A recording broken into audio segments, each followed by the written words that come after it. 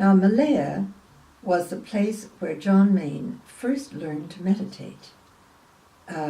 He was in the British Foreign Service, and he was learning Chinese, going to school as well as working full-time there in Malaya as it was then, later Malaysia.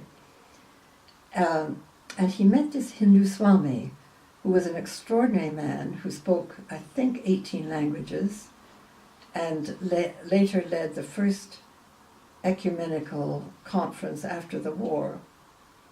And as a young man had helped to bring food to the starving workers under the Japanese occupation, on the workers on the railroad.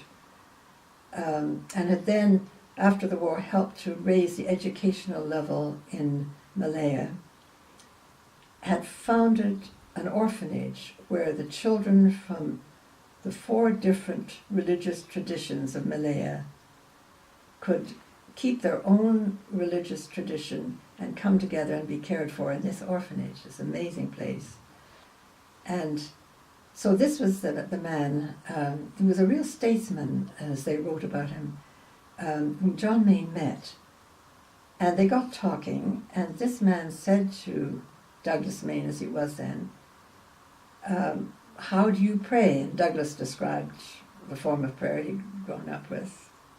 And the Swami quietly suggested, if you're interested, I could show you a very simple, it's the simplest form of Hindu prayer. If that interests you, I could show you. And so this young British foreign officer came out to meditate with this Hindu Swami once a week. And they just meditated in silence. And as Father John later said, the mantra is not taught, it's caught. And so this was all that happened. They just go out and meditate in silence together once a week. And that was the beginning for John Mayne. Then later, through a whole chain of circumstances, he decided to leave his career in law at Trinity College and to become a Benedictine monk.